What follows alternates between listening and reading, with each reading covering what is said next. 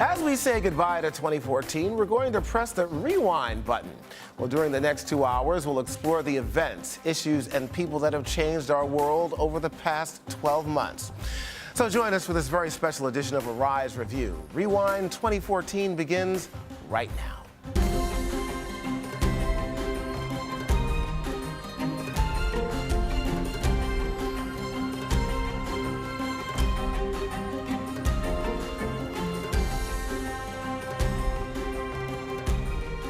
Hello, I'm Julian Phillips. We are honored to have with us for this first hour a man who not only witnessed history, he helped shape it. Dr. Robert Gates served as U.S. Secretary of Defense from 2006 till July of 2011 in the administrations of George W. Bush as well as Barack Obama. Now, he is the only Secretary of Defense in American history to be asked to remain in office by a newly elected president. Dr. Gates has also served as director of the CIA and advised both Democratic and Republican presidents over the decades. And along the way, he held the office of university president at Texas A&M and is currently chancellor of the College of William and Mary. His book, Duty, Memoirs of a Secretary at War, was released earlier this year and became a bestseller. Welcome to Arise Review, Dr. Gates. Thank you. Hello. Okay.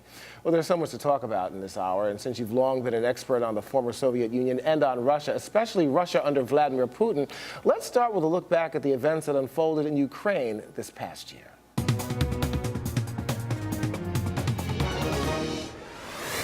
After Ukraine's President Viktor Yanukovych bowed to Russian pressure to reject economic ties with the West, demonstrations broke out. Protesters wanted the 2004 constitution suspended by Yanukovych reinstated. Yanukovych was forced to flee. An interim government was set up, claiming the need to protect ethnic Russians. President Putin annexed Crimea in March. Charging the move violated the sovereignty of Ukraine, the U.S. led the charge to impose sanctions against Russia. Fighting spread to eastern Ukraine after pro-Russian militants seized government buildings. Russia denied it was behind the insurrection. Урочисто присягаю на вірність Україні. In June, Petro Poroshenko was sworn in as president. The results of the election bring the firm victory of all democratic, pro-European, pro-Ukrainian forces. The victory is coming at a high cost. Despite numerous attempts at ceasefires, almost 5,000 have died and about 1 million people have been displaced. As Putin continues to dig in his heels, the West continues to add pressure. The tightening sanctions and the fall in the price of oil are wrecking the Russian economy. But still, Crimea remains under the control of Russia. Eastern Ukraine is still being contested, and Putin's becoming increasingly pugnacious. Well, Dr. Gates, with your experience dealing with Putin through the years, are you surprised by his actions in the Ukraine? No, I don't think so. I think Putin really has two objectives here. One is personal on his part, and one is historical. The personal one is, I think he has come to see it as a historical mission for him personally to protect the Russians that were left behind when the Soviet Union collapsed. The 25 million Russians who ended up in newly independent states, and he is determined to ensure that they have the right to use their language, to observe their Russian Orthodox faith, and frankly, to look to Russia for protection. So that's a historical mission he has taken on. I think the other mission is as old as the Russian Empire itself, and that is to reconstitute a buffer of friendly states on the periphery of Russia that look to Moscow economically, politically, and for security. And he is trying to do this. Ukraine is central to both of those missions. There are probably more Russians living in eastern Ukraine than in any of the other newly independent states after the collapse of the Soviets. So I think that his efforts in Ukraine really are the centerpiece. Just a little bit of history. The Russian Empire has its roots in Ukraine, in Kiev, over 1,000 years ago. So I think there's an emotional and historical tie there, as well as power politics. As a fact, Mr. Gates, you'd mentioned that Putin felt that the end of the Soviet Union was the worst geopolitical event of the 20th century. So I think that sums it up, as you have in your book there, quite aptly here. Now, you wrote an op-ed for the Wall Street Journal arguing for a long-term strategy against Russia. How can the U.S. and its allies counter Putin's influence in Eastern Europe as well as Central Asia, in your opinion?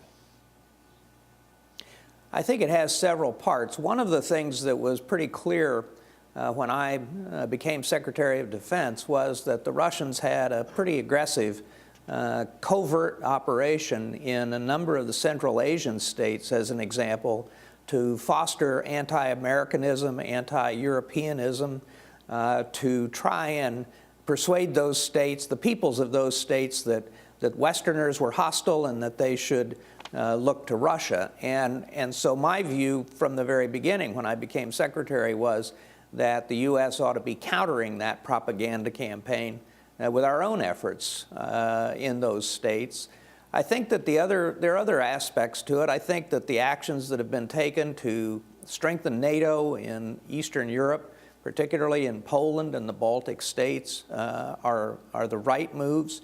My own view is that we probably ought to have some kind of a rotational U.S. force in Poland and the Baltic states to make it clear to Putin that any military action against those states would bring a real crisis with the United States. But I also think that we need an economic strategy. The Baltic states are heavily independent economically on Russia, and should Russia decide to turn the screws on them, they would be in real trouble. So I think that the EU, NATO, the U.S. Ought to work together to create some kind of an economic safety net for the three Baltic states. So I think it's a combination of political influence, military strength, and economic cooperation and support to give those countries the confidence that they can withstand pressures from Russia. Sure, Dr. Gates, I want to focus right now on the economy, as a matter of fact. Here, the ruble, as you know, is crashing, and Russia's economy, by many accounts, is heading into a recession. Is this the new diplomacy by other means, as some experts are stating? I think that there was some question whether sanctions would have a real impact on Russia. I think what we've seen in recent months is that the combination of limits, particularly on the banks and on transfer of technology, for example, in the oil and gas industry and so on, have had an impact. And then it's been significantly accelerated, it seems to me, by the very significant fall in the price of oil. As I understand it, the Russian budget was constructed on the basis of about $100 to $103 per barrel oil. And with oil now at around $60, that's a huge hit. Putin seems confident that he can ride this out, that this is a year or two of hard going for Russia, and he's trying to portray it to the Russian people that they're going to have to put up with these sacrifices, that this is all a plot by the West to weaken Russia, as he puts it, to take away their claws and their teeth. And so I think he's going to play this nationalist card in terms of telling the Russians, this is why you have to sacrifice, this is why you have to do without, and we'll get through this, and it'll take a couple of years. You know, Dr. Gates, looking at Ukraine, I've got to ask, do you think that we've written off Crimea at this point, totally? Well, I think that the West, I think that, let me put it this way, I don't think Putin is prepared to give up Crimea at all. Crimea was part of Russia for a very long time, long before the Soviet Union was created. It has their only Navy base on the Black Sea. So I think there's virtually no chance that Putin is going to give up on Crimea. I think that the issue in question is just how aggressive he intends to be in eastern Ukraine itself. Does he want to establish a land bridge to Crimea to ensure that Russia has access by land to that area? And does he want eastern Ukraine to be autonomous? Does he want it to be an independent state, this Novorossiya that he has talked about, this new Russia, trying to put an ideological, historical underpinning that this always has been Russian territory or something like that? But I think that he is determined that eastern Ukraine will have to look to Russia and be part of that buffer that I talked about earlier. And how far he's prepared to go to ensure that, I think, remains to be seen. Okay, Dr. Gates, stay with us here. Of course, UN traditional warfare by non-state aggressors has also rocked the world in 2014. We'll discuss that story with the former Defense Secretary next. And of course, you're watching a special edition of Arise Review.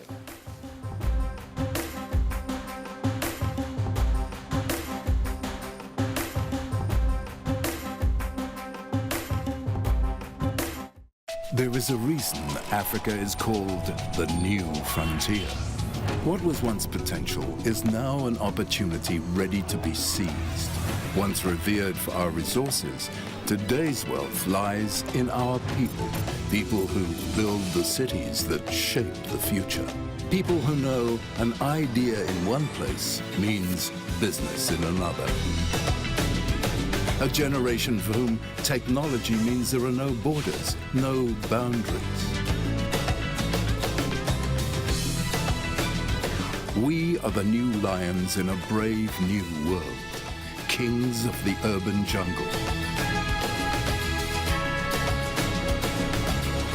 And there's a bank that puts the world in our pocket and the future in our hands. UBA, Africa's global bank. Because we live in a global, interconnected world, business news no longer stops when the markets close on Wall Street. And what we've discovered over the past few years of the financial crisis is that events and news that happen even in the smallest countries impact the United States and the world at large. As we bring together experts and analysts and thought leaders and CEOs and companies across many industries to not only provide the macroeconomic view, but news everyday people can use. I think news does make people put things in black and white terms just so that they have a dividing line between what their viewers like and dislike. When they see a person of color, they either think that they're not going to do anything, they're either on drugs or they got pregnant at an early age, and I just want to say that that's not true. It tends to reflect more the interests of the upper income people and the upper income interests. Arise News, every culture, every angle.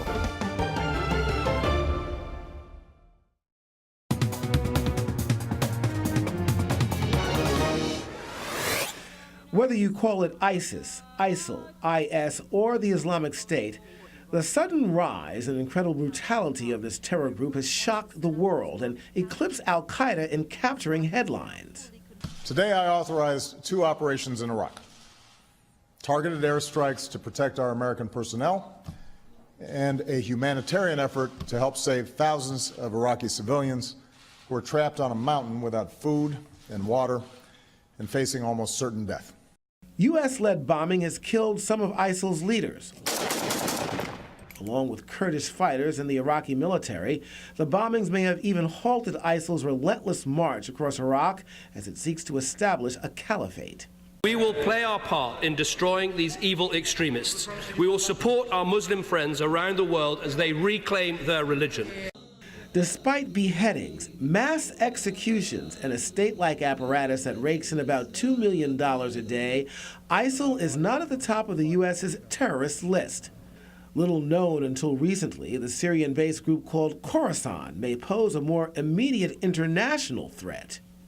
In Afghanistan, as the U.S. and U.K. draw down their military forces, the Taliban is stepping up its attacks. Forced from power when coalition troops invaded in 2001, the Taliban want to return the war-scarred country to their repressive interpretation of Sharia law. And despite international assistance, the 200 schoolgirls abducted by Boko Haram are still missing. Hating Western education, the Islamic militants continue to terrorize northeastern Nigeria. Bring back our girls. Well, Boko Haram, the Taliban, ISIL all wave the banner of religion while committing acts of barbarism. We're back with former Defense Secretary Robert Gates. Dr. Gates, as you departed the Defense Department in 2011, the U.S. was winding down its military presence in Iraq. Now the U.S. is once again, as you know, involved with airstrikes and advisors. What happened here? I think, first of all, it's important to realize that what we're seeing in all of these different situations, including in Nigeria and in East Africa, is an internal conflict in the Islamic world. And there are really four conflicts going on simultaneously. There is the conflict between Shia Islam, led by Iran, versus Sunni Islam, led by Saudi Arabia.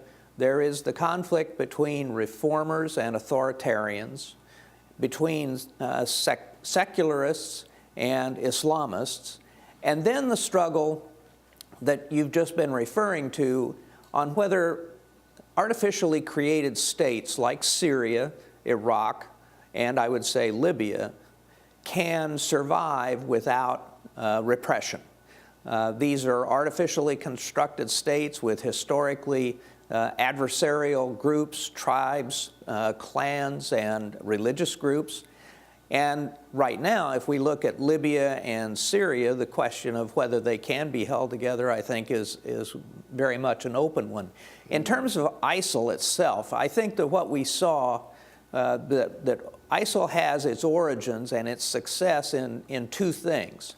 The first was the terrible, wrong-headed policies pursued by Iraqi Prime Minister Maliki that, in effect, alienated virtually all of the Sunnis in northern and western Iraq.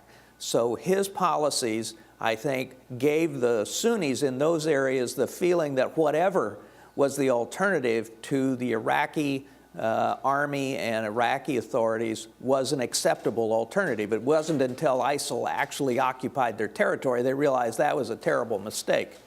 But the other part of this was Maliki appointing political hacks as general officers and senior officers in the Iraqi army, and the rank and file, many of whom are Shia, saw no reason to stand and fight in Mosul and other places for these political appointees as generals. Maliki basically fired all of the generals that had been trained and had been chosen on the basis of merit while the U.S. was still there. So a big part of the rise and success of ISIL was due to the mistakes of Prime Minister Maliki.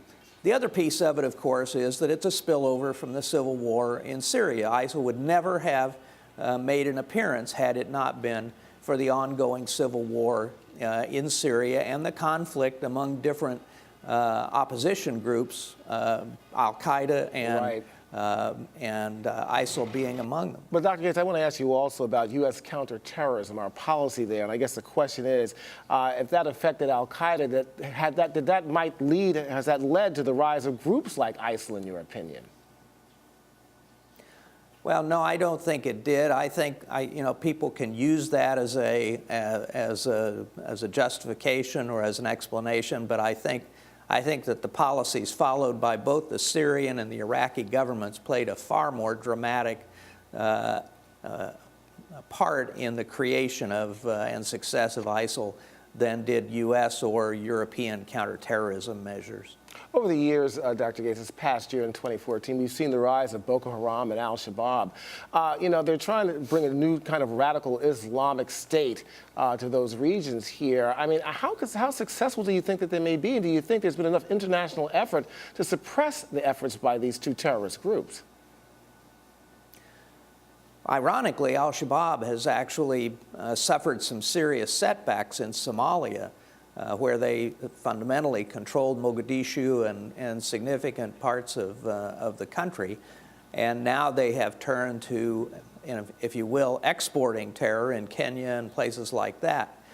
In Boko Haram, with respect to Boko Haram, I think it's as much a manifestation of the incompetence of the Nigerian army and the policies of the Nigerian government in their inability to counter Boko Haram as it is any appeal on the part of Boko Haram itself. Of course, President Goodluck Jonathan has said that they would hopefully find and bring this to some kind of end, and that seems not to have happened yet.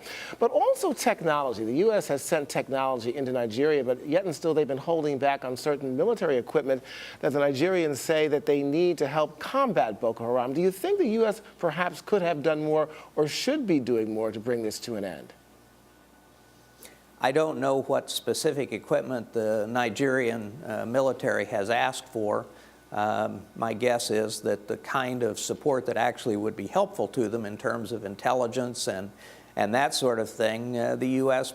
probably would be prepared to help them.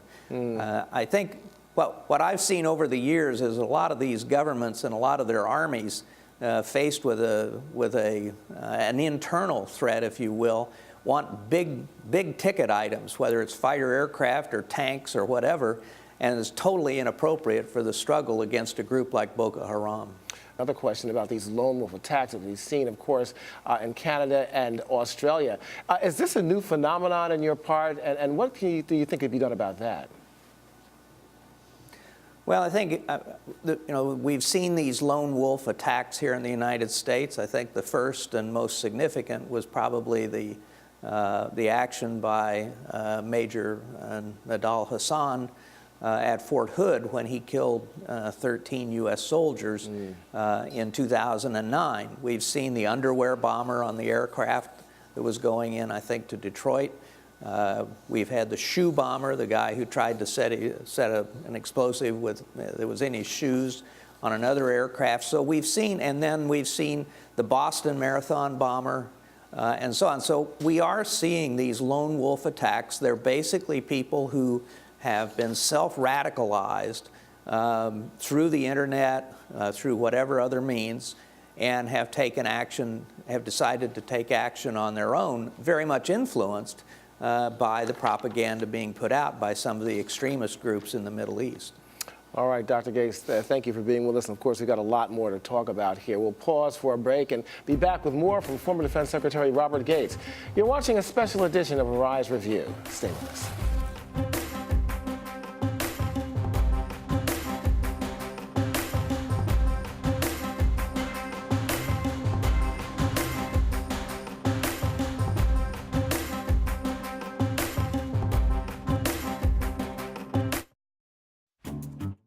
Here at Arise America, we want to bring you news from a different perspective, and not just news, but analysis as well.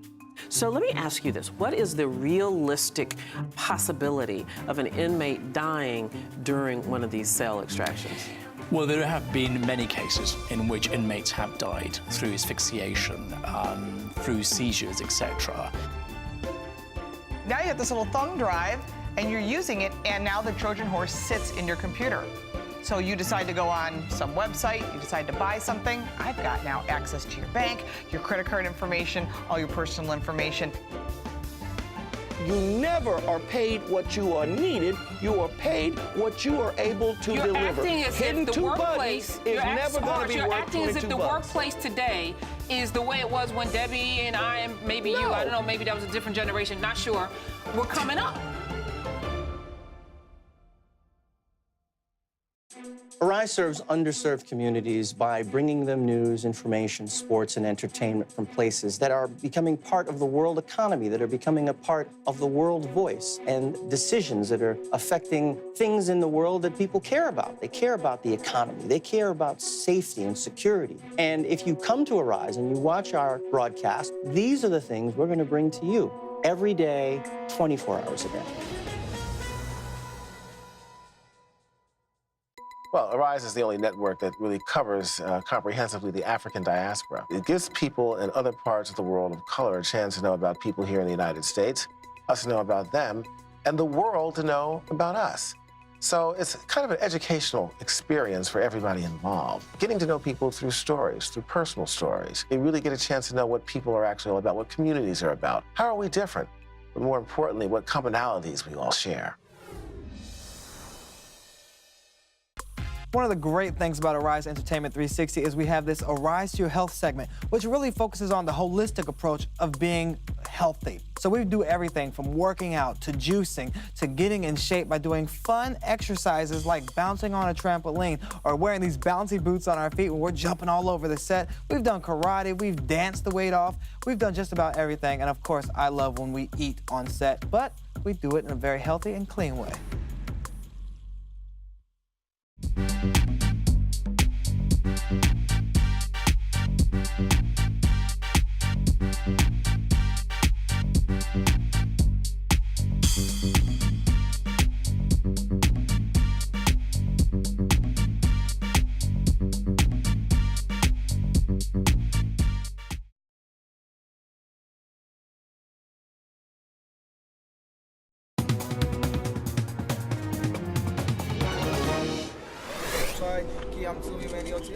The killing and then the revenge killing of civilians sparked 50 days of war between Israelis and Hamas.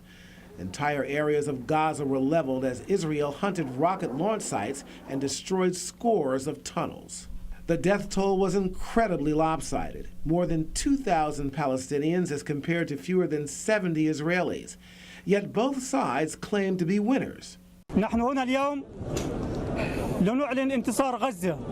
Israel has accepted the Egyptian ceasefire proposal. We hope that this time the ceasefire will stick. In the attempt to prevent war, the international community has been trying to reach an agreement with Iran over its nuclear ambitions. It's been a year of drawn-out and frustrating negotiations to get the Shiite regime to curtail its enrichment program. The deadline for a deal has been extended to 2015. No doubt, the one most benefiting from the constant conflict in the Mideast and with Russia is Syria's President Assad. His use of chemical weapons against civilians raised international outcry and intervention in 2013. But this year, the brutal civil war and the hundreds of thousands displaced by it have been pushed into the background. Well, as Secretary of Defense, and before that with the CIA, our guest, Dr. Robert Gates, has been intensely involved with the ongoing tensions and conflicts in the Middle East. Dr. Gates, the question, does the most recent conflict in Israel provide an opportunity to make progress in peace negotiations, or is it just hardening attitudes on both sides, in your opinion? I think one of the obvious characteristics of the Israeli conflicts with its neighbors has been that peace has been made only when there were strong and visionary governments both in Israel and in the neighboring states. So in 1973, you had Anwar Sadat in Egypt, and you had Prime Minister Menachem Begin in Israel, and they were able to make peace, partly because they were both strong at home.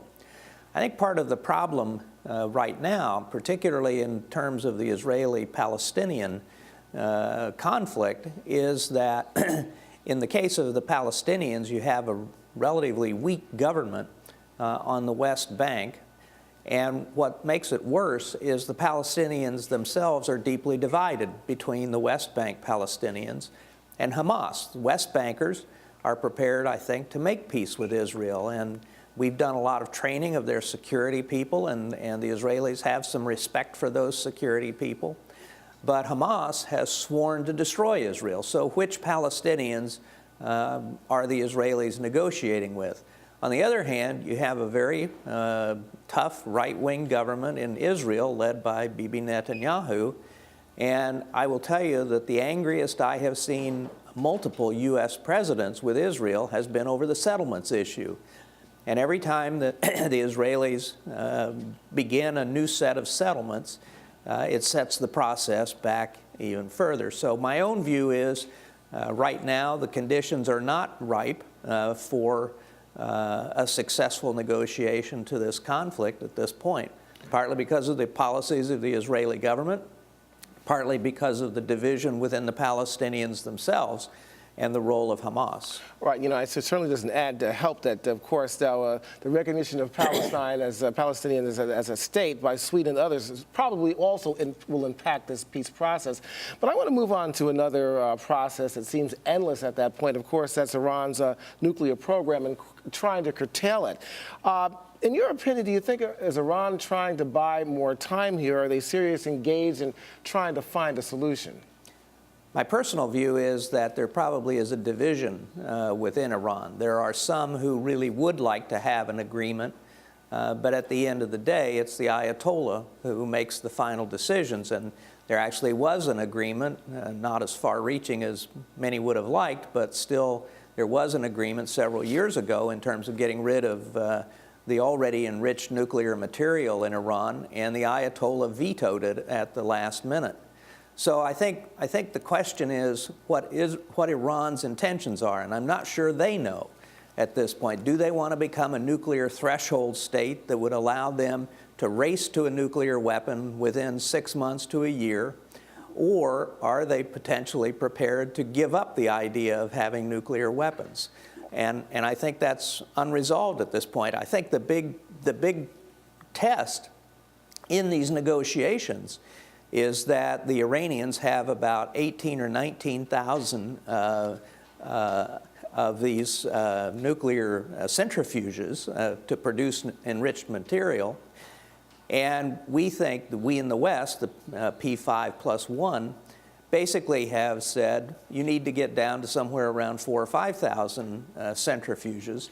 The Ayatollah said we're not only not going to destroy any centrifuges, we're going to build more. We're going to build many, many more than that. So the question is, can you limit these guys in their ability to race to a nuclear weapon that gives Western countries confidence that they could identify such a move and take steps to counter it before the Iranians actually had a weapon? Dr. Gates, you mentioned something very important here, the Ayatollah, which a lot of people really have not focused on so much, but there's been another name in 2014 in the mix here, and of course you know who he is very well. His name is Hassan Rouhani. How much of a factor does he play in all these negotiations, and can we believe him in trying to turn the tide and us believing whether or not they don't have any nuclear ambitions in terms of weaponry? Well, President Rouhani ran on a platform of trying to improve things economically for the Iranians. The Iranians find themselves in the same boat, if you will, that the Russians do, and that is that within the last year or so, the price of oil has plummeted, and so therefore has significantly worsened the impact of the already very tough sanctions in Iran, on Iran by the rest of the world. So they are facing some serious economic problems at home, and the question always has been, can we bring about the kind of diplomatic isolation and internal economic pressures in Iran that would lead the government of Iran to say, okay, looking at the cost-benefit analysis, let's walk away from this nuclear weapons thing. And if we can get a deal that allows us the peaceful use of nuclear energy for domestic purposes only, for civil purposes, let's cut that deal. I think that's what remains uncertain. And you have a lot of hardliners in the Revolutionary Guard and around the Ayatollah who don't want to cut that deal at all. You know, indeed, that situation remains fluid at this point. We'll just have to wait and see exactly what happens here. But I want to move on to Syria. With everything else that's been going on in the world, of course, with terrorism, so on and so forth, there's a brutal civil war still going on in Syria, and a lot of people have seemed to have forgotten about that. I guess the question is, with no boots on the ground there, how can we change the situation in that particular country, in that civil war? Well, I actually don't see much prospect for changing the situation anytime soon. I think there was a brief window of a few months at the very beginning of the civil war where the opponents of Assad actually had the upper hand, had momentum, and had we and others been able to provide a significant amount of support to the opposition, they may have been able to push Assad out of power, or at least push him out of power and make a deal with the Syrian military or others. That time is long past as far as I'm concerned, and one of the concerns that I had over the deal with respect to chemical weapons was that, first of all, it was a proposal by Vladimir Putin, which I think should have made us a little bit suspicious. There's no guarantee that they have not hidden away chemical weapons of some magnitude, and in fact we've seen news reports that they've used chlorine and other kinds of chemicals against their people since that deal was made. But in effect, we got diverted by the 1,400 people who were killed in that terrible chemical weapons attack and lost sight of the 160,000 that have lost their lives or more, that have lost their lives through conventional weapons. And it's that large massacre of people, if you will, that I think we need to be focused on. But I think as long as Russia and Iran back Assad, as long as the opposition is divided in Syria, as long as the military and the Syrian military hold together, I see very little prospect of that situation getting any better anytime soon. Right. We have a lot more to talk about with you, sir. Okay, when this special edition of Arise Review continues, there's yet another newer and more devious kind of aggression to consider. We'll discuss cyber attacks with Dr. Gates next. Stay with us.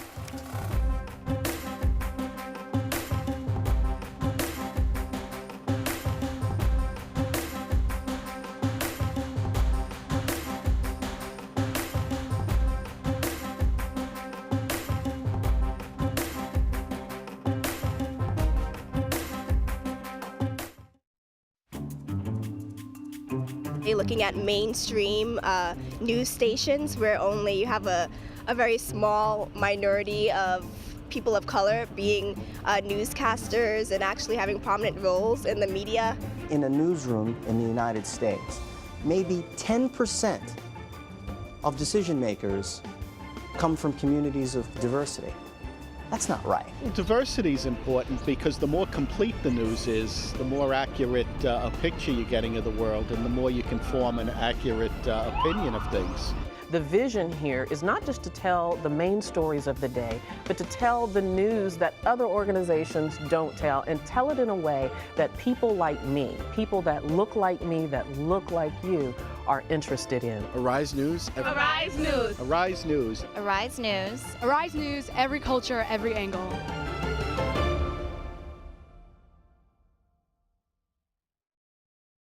Here at Arise America, we want to bring you news from a different perspective, and not just news, but analysis as well.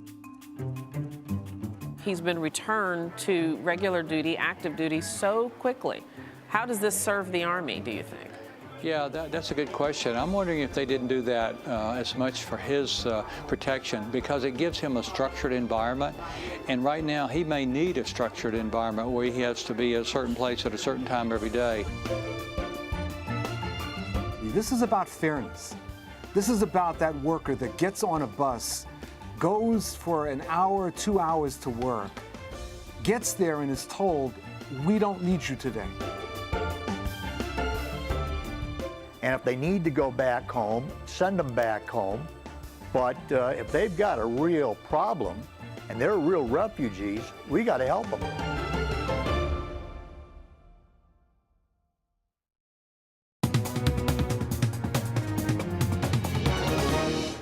The CIA would love it if you two could take him out. The North Koreans didn't find the comedy's plot line funny.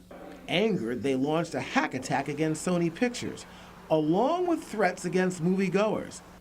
Kim Ung-jung's government denies being behind the attack, but the FBI says it has proof that shows the trail leads right to the darkest corridors of North Korea's government. Of course, you're watching a clip from the movie The Interview, released by Sony Pictures just now in independent theaters all throughout the country here. And of course, we're back with former Defense Secretary Robert Gates. Now, you started at the CIA, sir, in 1986, becoming director in 1991. When did cybersecurity become a major area of concern? Well, first of all, cyber's been with us a long time. I would say that people need to understand cyber falls into essentially three buckets.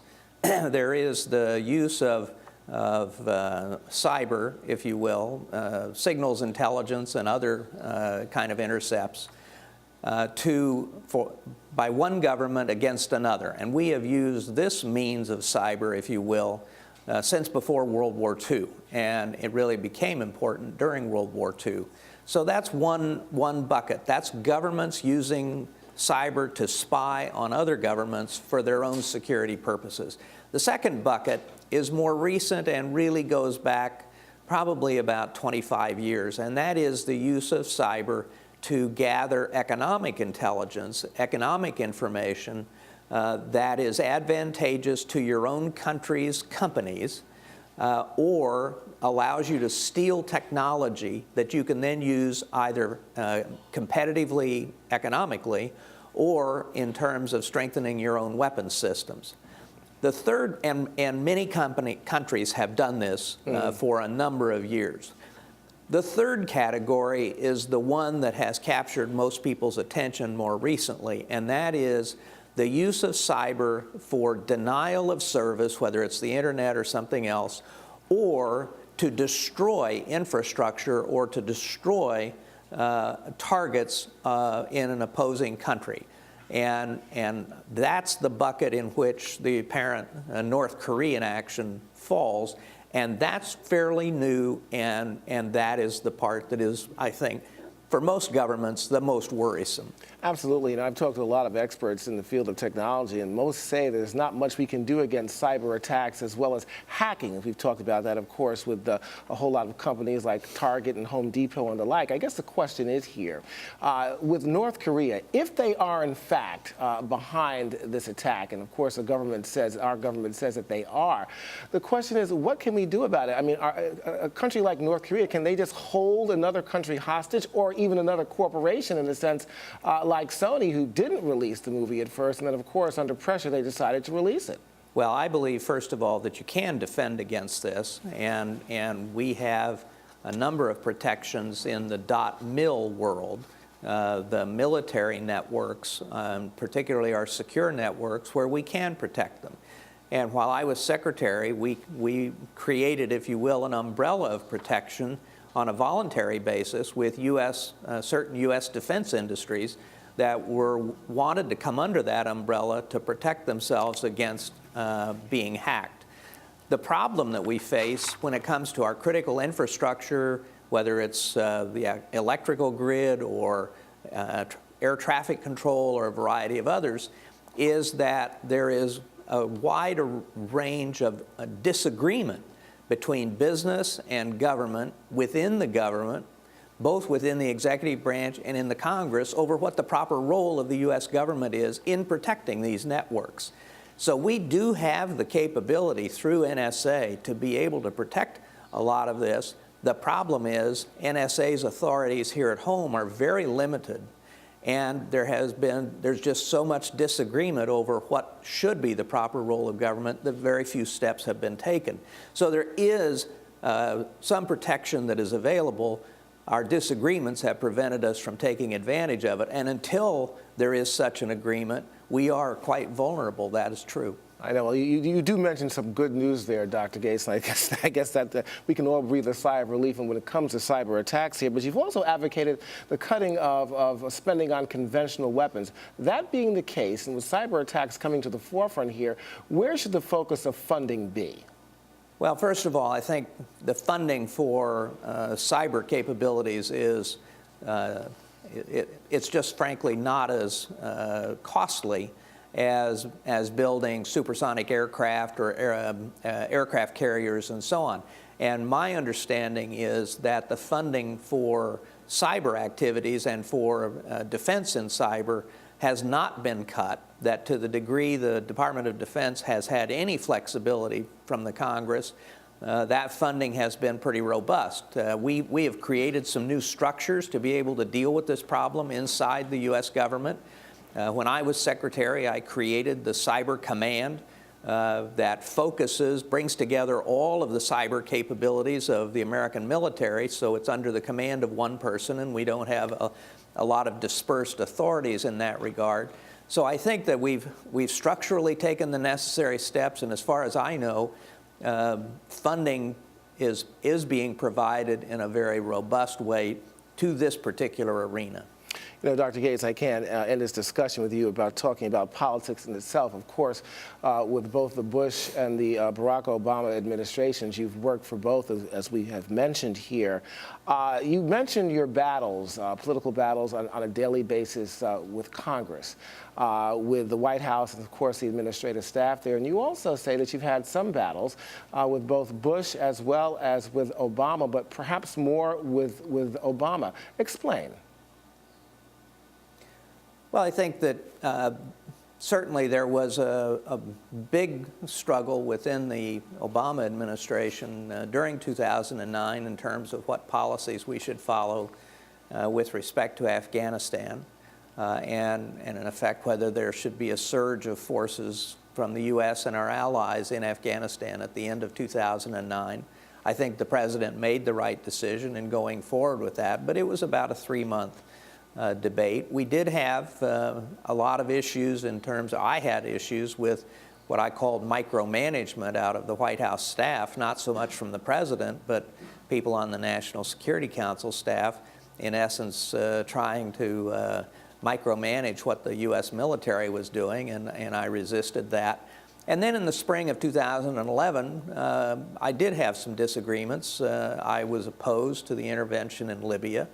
I thought we had no idea what was going to happen when Gaddafi, if Gaddafi was ousted. Frankly, I have the same concerns if we get rid of Assad. We don't have any idea what might follow him in Syria. So we don't fully understand unintended consequences, and we overestimate our ability to shape events in these places. So I had those disagreements in the spring of 2011. I also disagreed with how we responded to the so-called Arab Spring. I felt that we did not treat President Mubarak properly. We should have pressed for a more evolutionary change in Egypt. So there were some differences, yes. You are an educator now. There are so many daunting issues to confront these days as we move from 2014 into 2015. What do you think young people should be focusing on as they go into government here? Should it be more political or should it be more issue-oriented? I think it really depends on both the talents and the interests of the individuals involved. My worry is that young people will look at all the news about political paralysis in this country and political polarization, and they'll choose not to go into public service at all. So I think whatever venue young people want to pursue, if we can get them into public service, that's a good thing. Right now, there are only about 7%. It's only about 7% of the entire U.S. federal workforce that is under the age of 30. That's a third of what it was 25 or 30 years ago. So I worry that the ill odor, if you will, of politics in America today is driving talented young people away from public service. And I think the other thing we forget is that the federal government's not the only place where you can serve, where a young person can serve. There's local and state government. There are non-governmental organizations that do a lot of good work. I just think that the key is, as President George H.W. Bush put it, that public service need not be a career, but it should be a way of life. And so you don't even need to do it full time to be able to make a contribution. I guess, Dr. Gates, I guess if there's a lack of bickering amongst the lawmakers in Congress, they'd set a better example. But moving forth here, I don't want to put you too much on the spot, Doctor. Any quick predictions for 2015? No, I gave up trying to predict the future a long time ago when I was at CIA and realized we weren't very good at it.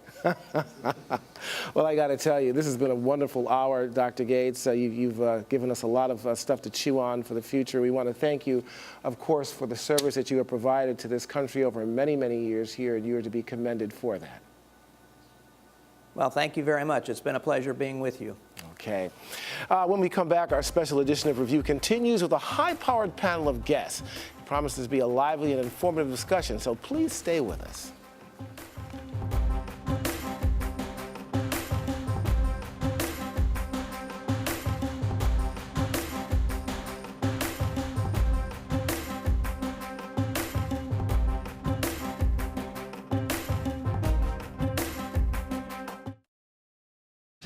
Here at Arise America, we want to bring you news from a different perspective, and not just news, but analysis as well.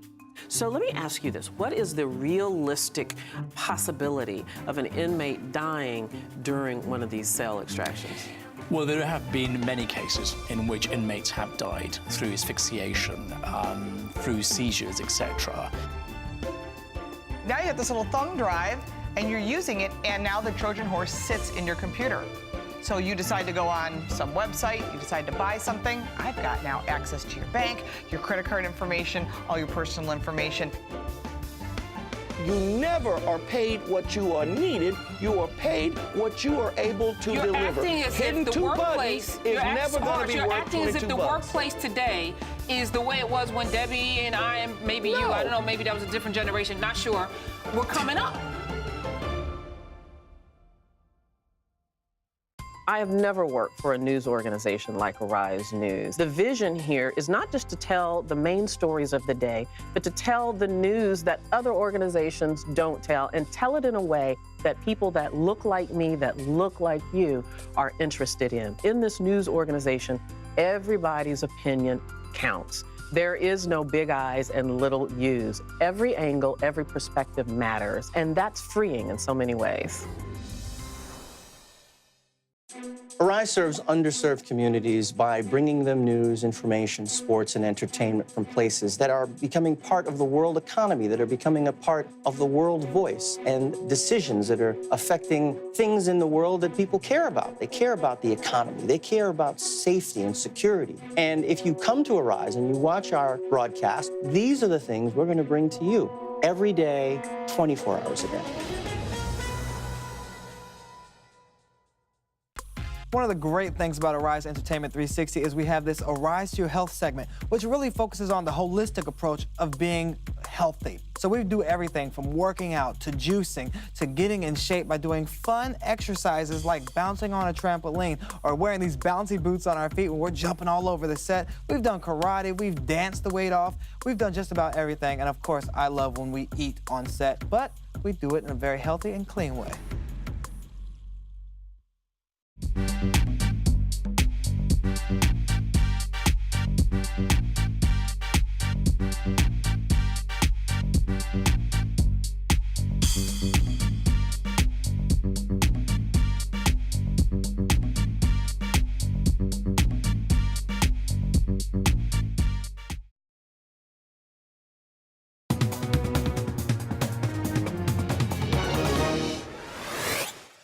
Ebola savaged West Africa, killing thousands. The disease seemed unstoppable, spreading to Europe and the U.S., but procedures and treatments are being developed to fight back.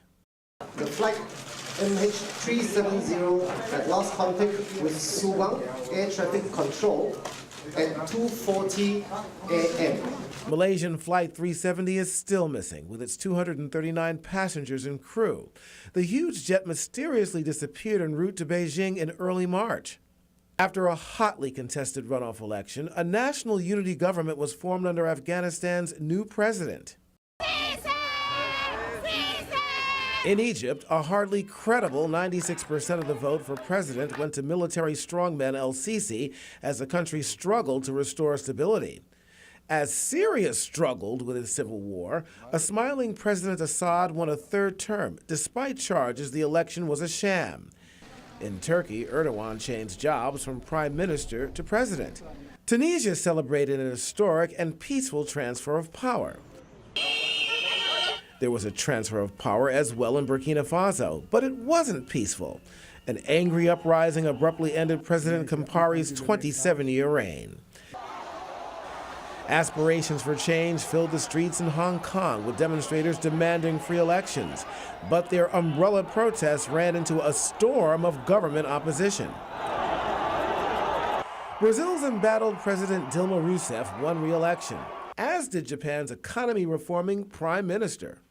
Nigeria's President Jonathan is hoping good luck will be with him and that he'll be kept in office, despite his government's inability to find the abducted schoolgirls and end the terror campaign waged by Boko Haram.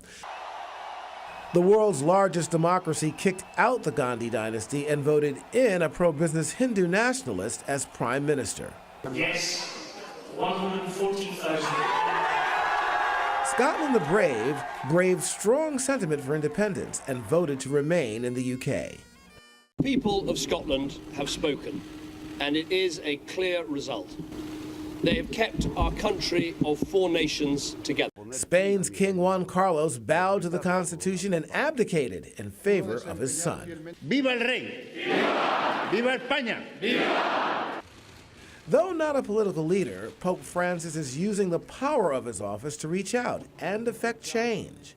Big change was effected in the U.S. during the midterm elections. Republicans gained control of both houses of Congress. So the Obama administration can expect heavy headwinds in dealing with politically contentious issues like immigration reform. In October, the Supreme Court made it possible for gay couples to marry in many parts of the country. After more than 50 years, the U.S. is looking to normalize relations with Castro's Cuba. In a damning report, it was revealed that the CIA used interrogation techniques that many call torture. And Americans from coast to coast held demonstrations and die-ins to loudly proclaim that Black Lives Matter after two unarmed black men were killed by police, and neither officer was indicted by a grand jury. Well, the news stories that made headlines in 2014 are indeed varied and their impact profound. So we are pleased to have with us an equally varied and profound panel of distinguished guests. Here in the studio are Monique Presley, a trial lawyer and radio talk show host. Steve Oconto is chancellor of the Counselor Corps College. And Dr. A.R. Bernard, he's president and CEO of the Christian Cultural Center, as well as an accomplished author and political advisor. Joining us from New Orleans is an old friend, Arise News senior political analyst James Carville. I like that smile, James. Yes, sir. And in Washington, D.C. is another good friend, Ambassador William Courtney, former special assistant to the president for Russia, Ukraine, as well as Eurasia. Welcome to all of you. Now, let's begin with a story that reached to the heart of who we are here at Arise News, the emergence of a new movement for equal justice. There have been charges for years that if you're black and male, especially a young male, you're likely to be profiled by police. And you're likely to be treated differently by police. But with the shooting of 18-year-old Michael Brown and the chokehold strangulation of Eric Garner, both at the hands of police officers, this issue has taken on a dimension that goes far beyond the deaths of these two men. Dr. Bernard, I want to start with you on this particular subject matter here. You know, the media, and I can say that safely, they have called these protests anti-police. But in your opinion, aren't they really pro-justice? You know, this is not an indictment. It's a reality that there's a double standard. There's one standard in how people of color and communities of color are policed. There's another standard on how police are held accountable when they engage fatally a person of color. And we've got to address that double standard. I am not anti-police. We need the police. That's who we call whenever there's a situation at hand.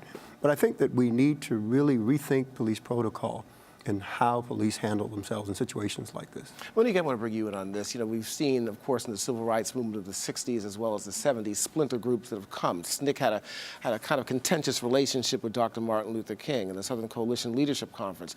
We're seeing this here again with splinter groups in this particular case, out in front National Action Network here. With that and people looking for change, what kind of meaningful change do you think will come out of these deaths as a result now of the protests that are right in front here?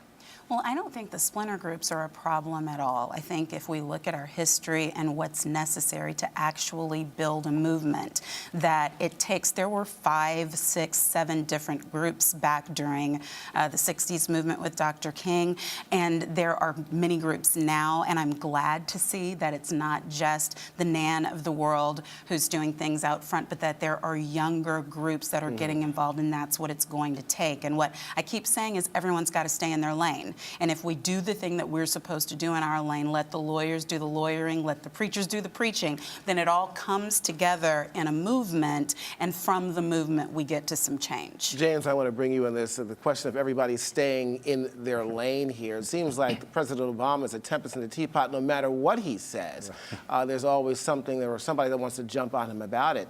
How does he fare in this whole discussion here? What can he do to make sure that things move forward here and not be someone who basically is someone who's not doing anything to bring out some change? Well, I think, first of all, they'd have a federal investigation ongoing in any number of these things, and I think Ben Holder was Attorney General. It was something that he was fairly aggressive on a lot of fronts.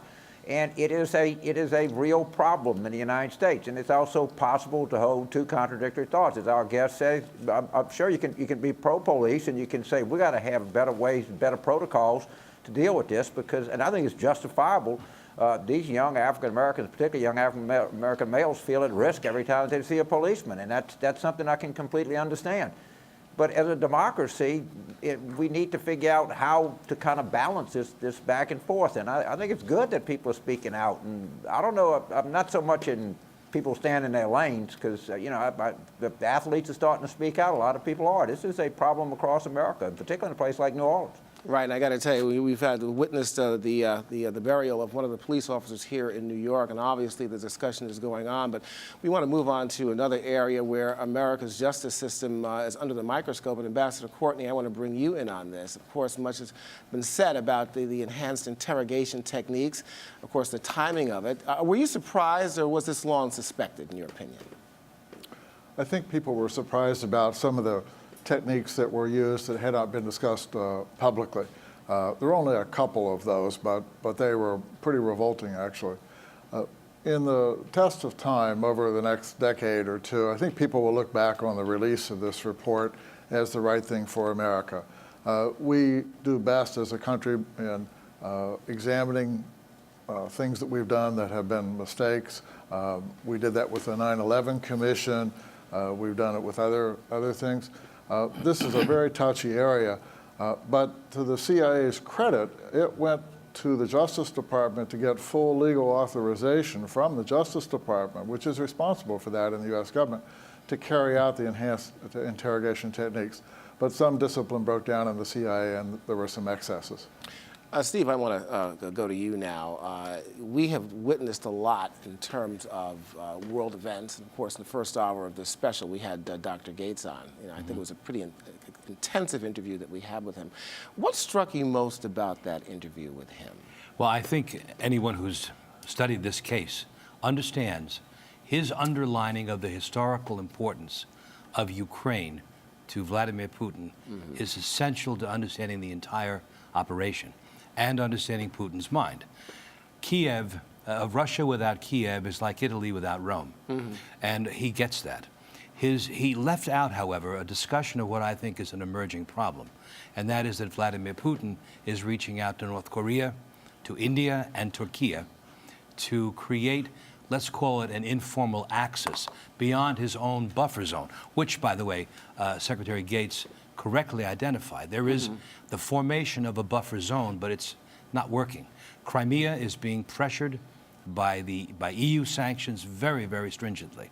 Belarus is being crushed by the ruble's failure, and the three Baltic states are arming themselves. So basically, in a sense, his popularity still is at an all-time high in Russia, but that might not be the case if the economy still continues to tank. Yes, you've heard me say when the caviar runs out, he's got a problem. Dr. Bernard, you've often talked about us living in a cause and effect universe. I've heard this from you on several occasions. Looking at world events from your mind's eye, with the things that are going on in Russia, NATO also being involved, oil prices down right now, where do you see world events as it relates to justice, where we are in this world, where we're going?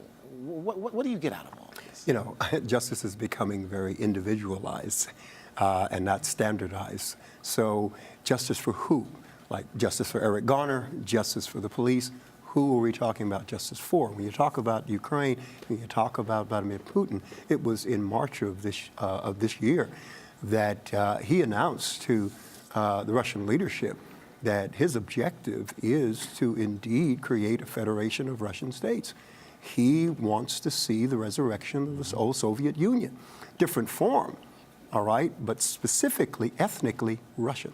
The question. Okay, hold on. I know both of you wanted to pop in. Steve, go ahead. I'm just going to say that to the question of justice and the emerging sense of that in the world, to me, the figure that emerged in 2014 was that of Pope Francis. And his message, even his intervention in the Cuban situation, and his message throughout the world of pace e bene, peace and good. Monique, I know you wanted to chime in. I want to jump on to another situation, but go ahead. I just wanted to say we need to be global citizens now more than ever. There was a time, especially in the United States, where we could have a very, quote-unquote, Americanized view of things. And what we've learned through Ebola, what we've learned through all of the things that are going on through the world is that we can't afford to raise our children, and we can't afford to be adult citizens in the United States and not have a concern for everything that's going on in the world and the way that it affects us directly. And we can see that across the board in the past year. And I'm glad you said that, Ambassador. I want to touch on something with you. But first, James, I want to go to you. Talking about the United States of America being the policeman of the world, being the moral authority of the world. Where are we now with that? With 2016 elections coming up right around the corner, do Americans really care about that? Should we be concerned about it? And how will that factor into the 2016 elections? Well, one of the things that struck me, what I think was a historic interview with Secretary Gates, we never get a U.S. official of that magnitude on for his exhaustive interview. And one of the things that I was struck by is how cautious he was about American intervention, about American being sort of police. And he talked about Libya, and he talked about we should have been so fast in Egypt. Now, you can agree or disagree with him, but there's a man with enormous experience that seems to be very skeptical of American intervention around the world. I thought that was a telling part of what I thought was actually a historic interview. The appetite among U.S. voters, the U.S. citizens for foreign interventions, I got to tell you, is mighty tepid right now. And I think this all relates back to, which is one of the all-time great debacles in our history, that was the Iraq War. But politically, I can tell you there's not a lot of appetite for that kind of thing. I would probably agree with you on that, James. I agree with you on actually on a lot of things. Not everything, of course, but Ambassador, I know, to say the least.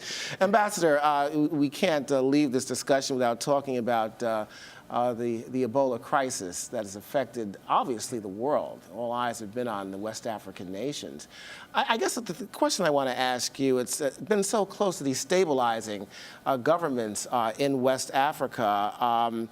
Where do we go from this in terms of getting the trust that we need in those countries? And where do you see this disease going? Do you think it's something that can be contained politically, economically? Where are we with this? Well, a lot of research is taking place now for a vaccine for Ebola, but that's likely to take many years. We can learn some important lessons from what has just happened, and that is that by and large, this has been a successful effort. Liberia, cases are down. In Sierra Leone, some are coming up. In Nigeria, the Nigerian government acted very effectively and kept it from spreading to Nigeria. In the U.S., under the George W. Bush presidency, a multi-billion-dollar program was started to provide antiretroviral drugs for HIV/AIDS. A number of African and Asian countries participated in that program. That helped the United States develop the capacity to provide very long-distance assistance on a large scale. So it was easier for the U.S. to respond to the Ebola crisis. But I think now people are going to take a look at both the HIV/AIDS program and the Ebola crisis and take a look at how international structures can be built. The World Health Organization is much too weak, needs to be prepared to handle large-scale contingencies. Okay, we have so much to talk about here. We've missed on a couple of issues here, but we're going to come back with our distinguished panel of guests here. We're going to take a break for a moment. There's a lot more ground to cover, and this is a special rewind edition of Review. We'll be right back. Stay with us.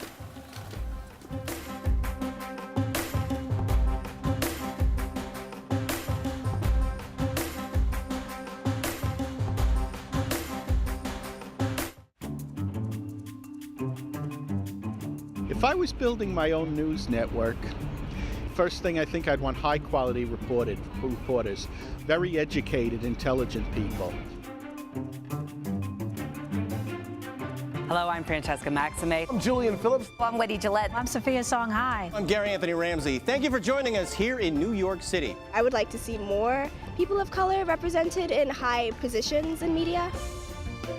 We've got world-class journalists, veteran journalists who have been in this industry for decades, not just in front of the camera, but behind the scenes as well. People need to understand the problems that are going on in the community are much closer than we actually think they are. Kayla Phillips is one of the shoppers who is suing Barney's, and she is here with her attorney. What is it that you want from them? Not to judge every African American person that comes in their store.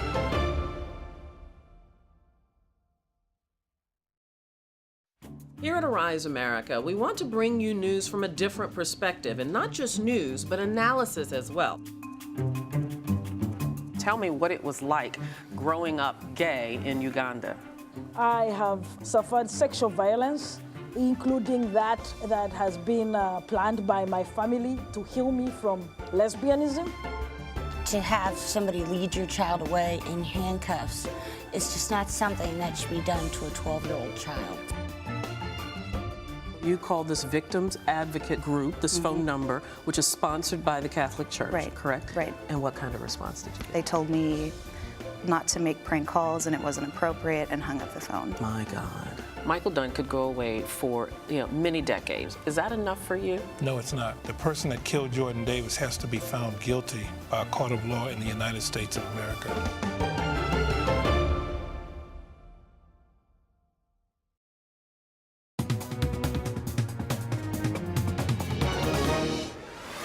The accused did unlawfully and intentionally kill a person, to wit, Riva Steenkamp.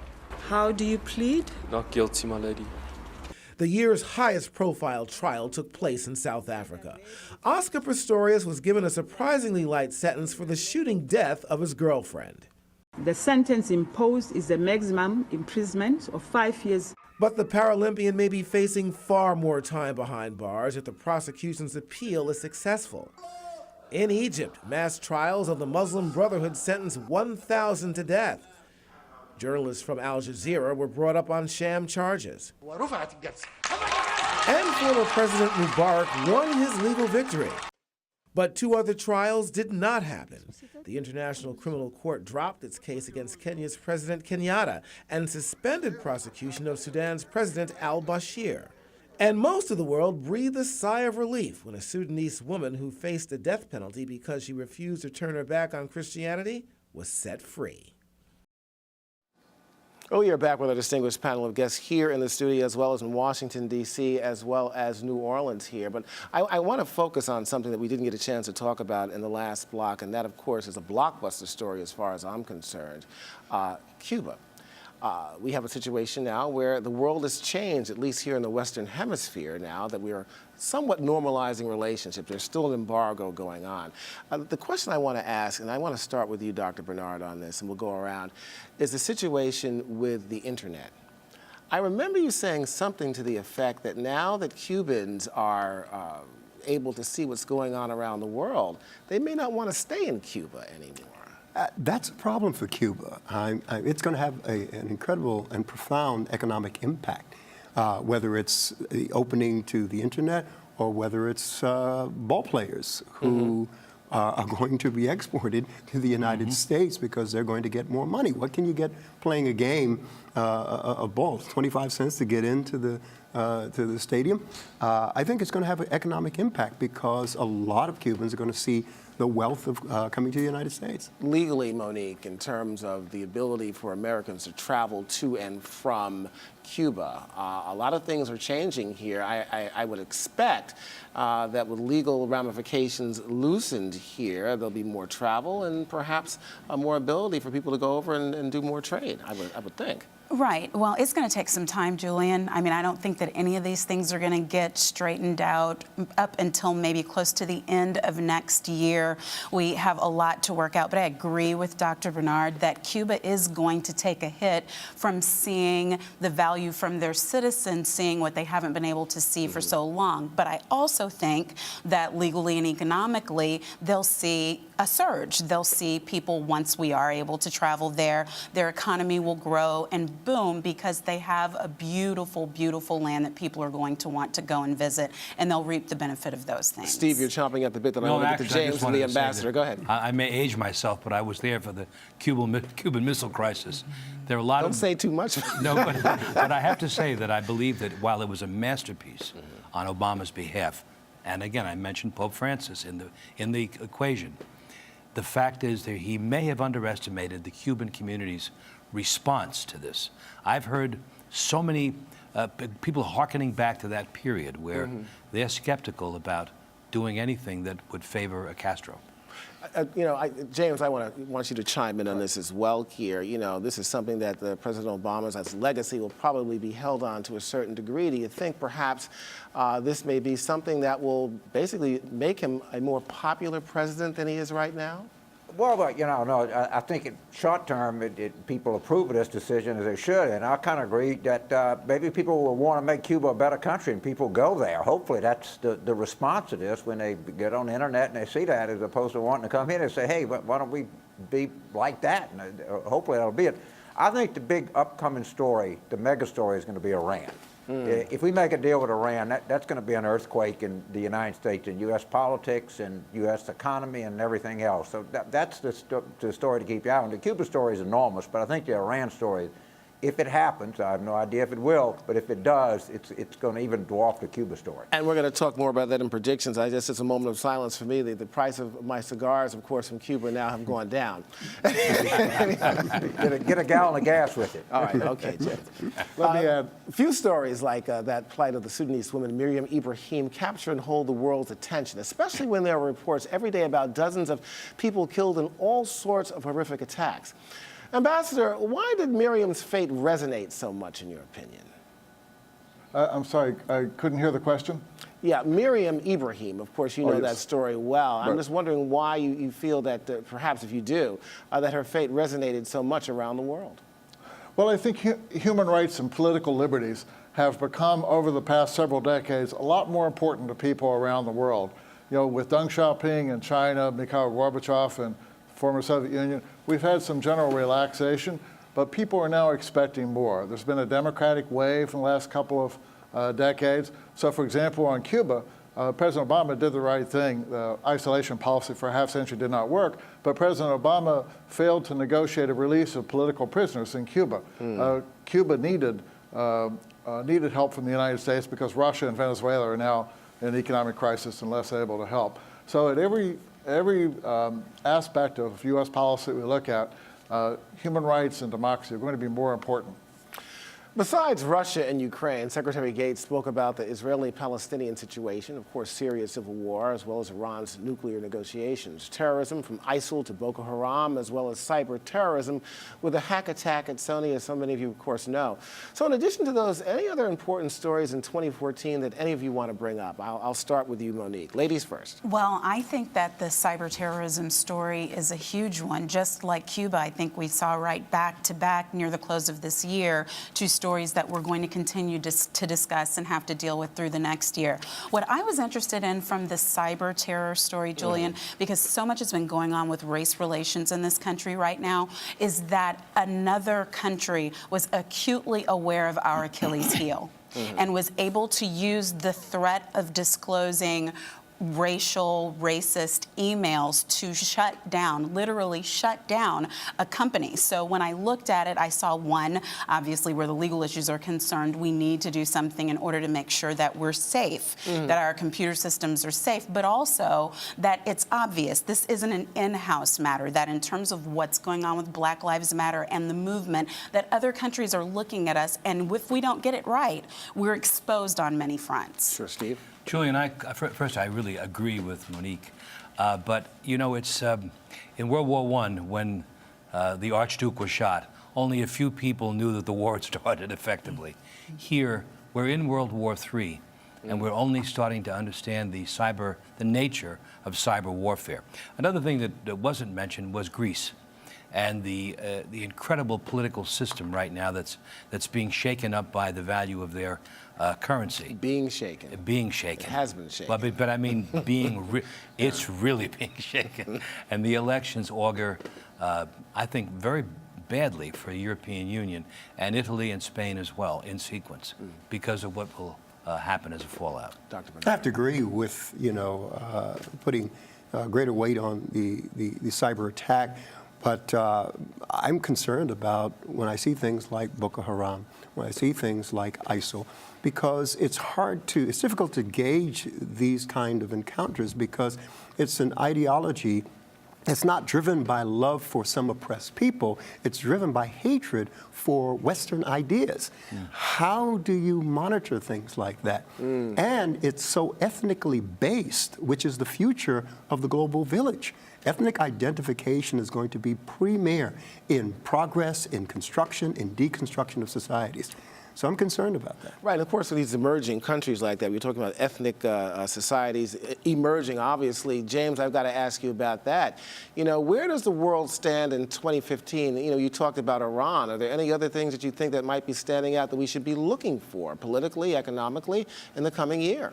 Well, politically, I mean, most people think the economy is going to be quite good in the United States. Of course, we've got to see if these oil prices stay low or they move or what the effect is. I still come back to what I said earlier. I think that if the Iran thing happens, it'll have a dramatic effect on the 2016 presidential race. And I'm not a foreign policy expert, but I think but what I'm told, it'll reshape the sort of geopolitical strategic map of the world. It'll be that dramatic. And it seems to me that it's more likely today than it was before as a result of these oil prices. But I don't know. But that is my mega prediction for this year. That's going to be one whale of an issue. Ambassador Courtney, Steve brings up something that's quite alarming as far as I'm concerned. He's talking about we are in World War III. You are a man of the world. I've got to ask you to respond to that. Well, actually, if one looks in the grand sweep of history, you know, we had World War I, World War II in the 20th century. You know, there's no risk of any war like that today. In fact, most of the world is at peace. President Obama announced a couple of years ago a pivot to Asia. But, you know, Asia is one of the more peaceful areas of the world, despite some Chinese intimidation, military intimidation of neighbors. So I think really the big issues, a lot of the big issues are really economic issues. You know, take a look at Africa. African gross domestic product, the size of the economy in Africa in this century has increased by 75%. Sub-Saharan Africa, the gross domestic product has doubled.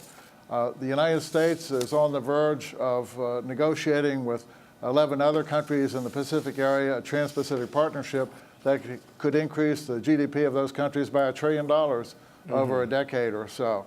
China's growth, while it's slowing down, is still tremendous. So there are a lot of really upsides, if you will, in the economic area. Okay, now it's almost time to say goodbye. I don't want to go to that whole Mickey Mouse rhyme to all our good friends. The bottom line is we got predictions. We don't have much time. Ambassador, any predictions for 2015, sir? We're seeing increased nationalism in China, Russia, and now with the election of Prime Minister Modi in India. The world's going to have to deal with nationalism. It's not necessarily contrary to democracy, because India, for example, is a democracy, but the world is going to have to work through how to deal with nationalism and how to keep nationalism in perspective. It was terribly destructive in Europe in the last century. Now the world has to deal with this in a more peaceful way. Okay, James. Mitt Romney gets in the race for the Republican nomination of President late. That was quick. Dr. Bernard. Well, I'm concerned about the future of American society becoming rapidly more multicultural. The projections show that by 2035, 49% of American society, in terms of age 18 and younger, will be white, 51% will be black. This is happening so quickly, more so on the coast and in big cities. So it's going to change economics and it's going to change politics, and the GOP better recognize that. Interesting. Steve? Iran, no deal, because it doesn't make sense for them. Putin will scramble and create an axis outside the buffer zone, and World War III will begin to take shape in the form of cyber and other unusual types of warfare. My prediction. You have the sad predictions, by the way. Well, to say the least. Monique? I'm expecting 2015 to be the year of the woman. I'm going to coin it that. I think you'll see women on the rise in top leadership positions and making their voices heard, and that's especially important because we see Boko Haram and other groups targeting those who are weakest among us, targeting women, targeting children in order to affect change through the world. And I think it's going to take activism, grassroots activism, and leadership by women to turn the tide. Okay, my prediction, significant social change in this country. And also perhaps gas at maybe $2 a gallon or below here, hopefully. That's my prediction. I just want to take this opportunity to thank all of you for being a part of this special here. Each of you bring just really great insights, unique insights to world politics, culture, things that happen around here, and I think our audience around the world is better off for it. So for Dr. Bernard, Steve Acunto, Monique Presley, of course my good buddy James Carville down there. I want some crawfish, James, and of course Ambassador Courtney, thank you all for joining us here for this special edition of Arise Review. Thank you. Okay. And with that, we're going to be looking back at the biggest stories in business, sports, and entertainment, but first there's one more news story we'd like to mention. The Nobel Peace Prize for 2014 is to be awarded to Kailash Satyarthi and Malala Yousafzai. I'm feeling honored that I'm being chosen as a Nobel laureate, and I have been honored with this precious award.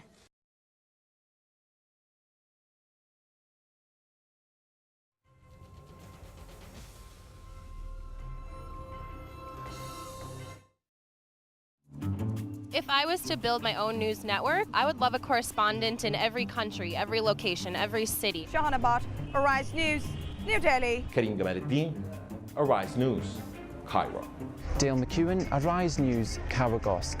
James Blue, Arise News, Addis Ababa. Ronnie Curvello, Arise News, São Paulo, Brazil. We give them different angles on stories so they can get a different perspective of the people that they are looking at. It's hard to pin down the exact number of Syrian refugees who have streamed across the border into Lebanon. They stormed a media room in one of the hotels in Kuala Lumpur, holding placards reading, "Tell us the truth and return our families back to us." Anchors and reporters that have covered wars, have covered disasters, have covered government shutdowns. There's nothing almost that this team hasn't experienced. Arise News, every culture, every angle.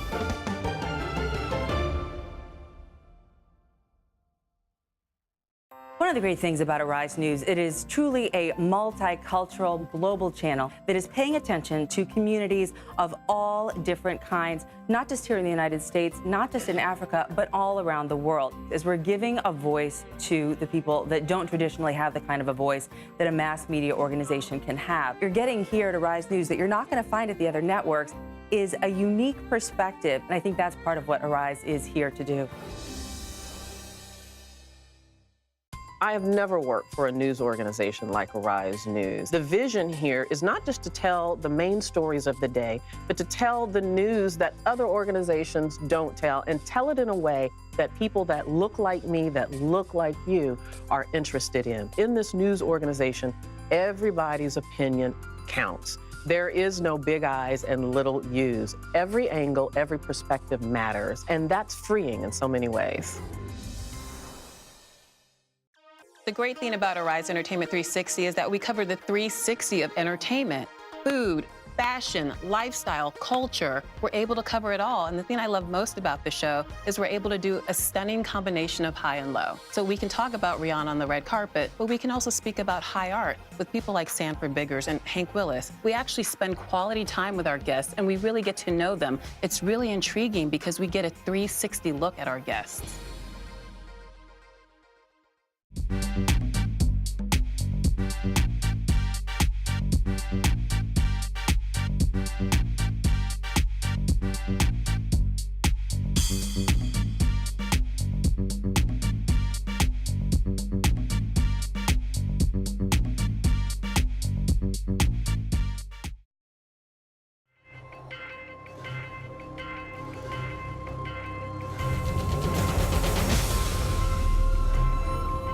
Welcome back to Arise Rewind 2014. Of course, just about all the stories we report are somehow intertwined with money. So now we're going to drill a little deeper, and that's a hint as to what our top business and economic story is for 2014. But we're going to count down from the top 5. Well, joining us from London is Michael Wilson, business and economics editor for Arise Global Network. So, Michael, let's start with the number 5 on your list, sir. Yes, indeed. That's Africa, really. It's been quite a year for Africa in all sorts of ways. Nigeria it rebased its economy, rebased its GDP, and became the largest economy in Africa, beating South Africa into second place. Now, that isn't to say Nigeria hasn't had its problems. What the rebasing of the GDP very interestingly did, Julian, was to highlight the rest of the economy and show how important things like media, for example, are. Agriculture, most certainly, because the whole point about Nigeria is it needs to concentrate on its non-oil industries. Now, the problem is that this year, now this may not seem like a problem, but elections normally are because they tend to pause most other events. Nigeria faces an election in 2015. Luckily, it has a very strong finance minister, Ngozi Okonjo-Iweala. Now, her importance is that she, I suspect, will not allow the present government to, as it were, bribe the electorate with lots of public spending, which Nigeria really can't afford. She's got a strong World Bank background. So I think that 2015, once they get over the problem of the falling oil price, and it's not all bad news, provided they rebalance the economy, might be quite a good one for Nigeria. Staying in sub-Saharan Africa, the other big story, really, South Africa, overtaken as the second largest. Real problems in South Africa, apart from the mining strikes, which have forced both unions, the government, and also the mining industry, crucially important to South Africa, to re-examine its ways of Michael, working. we've got the terrible problem of we got to move on. Eskom. Okay, we got to move on because we got so many things. Everything that you have here is interesting. What do you have for number 4, sir? Number 4 is China, the big problem. Where is China actually going to go? They're mopping up credit in China now after a go-for-bust kind of growth drive over the past few years. Now, the problem with China is if it has a hard landing and it starts to export deflation and cheap goods and so on, then the rest of the world will worry about that. Countries like Germany, which have their own problems, and also Australia, because Australia exports commodity. So the health of China is absolutely crucial to 2015 and the rest of the world. Next one is the Eurozone. What an experiment actually failing to work. We have a single currency crisis. You've got Germany, Italy and France, the main drivers. 2 of those in recession, 1 just skirting it. That's the problem with the Eurozone. The Euro doesn't allow these economies to grow separately. And unfortunately, we have another country in Europe, Greece. Now, Greece has failed in its past 2 attempts to vote a president in. You could get a far-left opposition party, Syriza. If they get in, there could be real problems for Greece. They might try to force Greece to exit the Eurozone, which would be disastrous for this weird gathering of all sorts of nations with different things. Julian, if you think about it like the United States had political union before it actually had a common currency. This has not happened in Europe, and they're actually feeling the problems there. And then finally, we have the old problem of oil. Who could have wished that oil would go down in price so much? Well, you get what you wish for, and it has. It will come as a tax cut to millions of Americans, Europeans, and everybody else who drives. But at the same time, there are considerable problems for the oil producers themselves. How far down will it go? OECD is thinking it might go to between $50 and $70 a barrel. What will that mean for the United States shale oil industry? Well, a lot of those companies are highly levered in junk bonds. It's entirely possible that the shale oil industry in the United States could be the next prime the next prime fall in lending and debt, which caused the problems in 2008. So a mixed bag there for you, Julian. But 2015, watch China and the great strength of the United States and the dollar. Everything's set fair in the United States as far as we can see. How it deals with a strong dollar, that's something we'll all be watching, because that, of course, affects the price of your exports. Michael, I want to ask you a question here. With the economy seeming like it's soaring here in the United States, unemployment down, of course, the oil prices are down, the prices at the pump are low. A lot of things are going. The stock market is at record highs here. How much do you think the Obama administration can take credit for everything that's happening with the economy in the United States? Well, if stability is what it's about, then they can take credit for that. But actually, it's the markets that decides this. I don't know whether they can take credit for the growth in wages, growth in real wages, which is really important in the United States. They certainly can take no credit for the oil price falling. That's all down to OPEC. And OPEC has successfully driven the world into 3 blocks as far as oil producers are concerned: Russia, United States, and OPEC. How long OPEC will actually last, I don't know. So that's nothing to do with President Obama. Stability is the the main thing, confidence for business, and to allow business to plan. What I think he can be congratulated on is getting the kind of environment where small businesses, which are the key to any economic success, feel as though they can now expand. The one thing, of course, you've got to watch the rise in interest rates, which Janet Yellen will no doubt do at some time in 2015, probably towards the further end of it. So watch your borrowing costs. Michael, I want to get one more quick question in here. Nigeria, of course, Africa's strongest economy now, but with elections coming up, terrorism, Boko Haram, and of course oil now being on the front burner here. How will that affect Nigeria, do you think, coming up in 2015? I think it'll affect it quite dramatically. The fall in the oil price is something that they have to deal with. But what often happens is when a country is actually faced with these kind of problems, they start to look elsewhere, and certainly Nigeria is going to great lengths to diversify its economy, as I said earlier in the programme. Agriculture, media, service industries and so on. And that rebasing of the GDP highlighted all those parts of the economy in Nigeria that people had forgotten about. And as I say, this strong finance minister, Mrs. Okonjo-Iweala, I think will steer Nigeria with a heavy hand. What happens after the elections, not quite sure, but up until the elections, that's the thing that people will be looking at right now. All right, Michael Wilson, always a pleasure, sir. Thank you. And we'll rewind the year in sports when the special Rewind edition of Arise Review continues. Stay with us.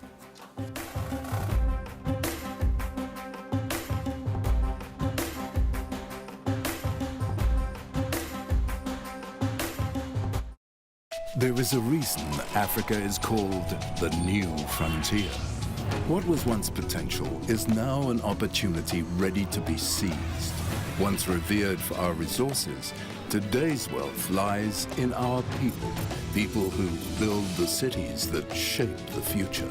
People who know an idea in one place means business in another. A generation for whom technology means there are no borders, no boundaries. We are the new lions in a brave new world, kings of the urban jungle. And there's a bank that puts the world in our pocket and the future in our hands. UBA, Africa's global bank. Because we live in a global, interconnected world, business news no longer stops when the markets close on Wall Street. And what we've discovered over the past few years of the financial crisis is that events and news that happen even in the smallest countries impact the United States and the world at large. As we bring together experts and analysts and thought leaders and CEOs and companies across many industries to not only provide the macroeconomic view, but news everyday people can use.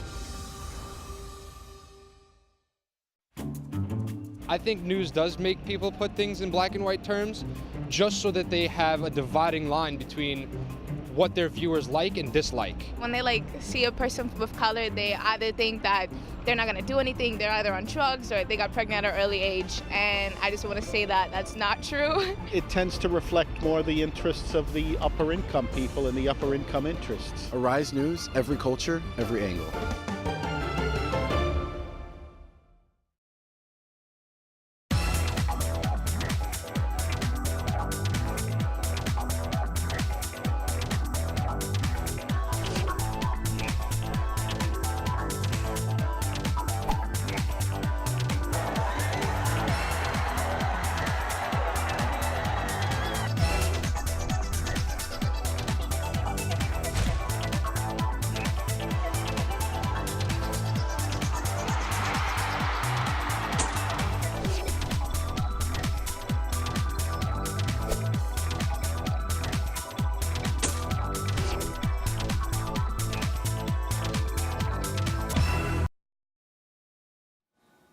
Well, Arise News sports reporter Andrew Rosario is here, along with sports journalist Didier Moraes.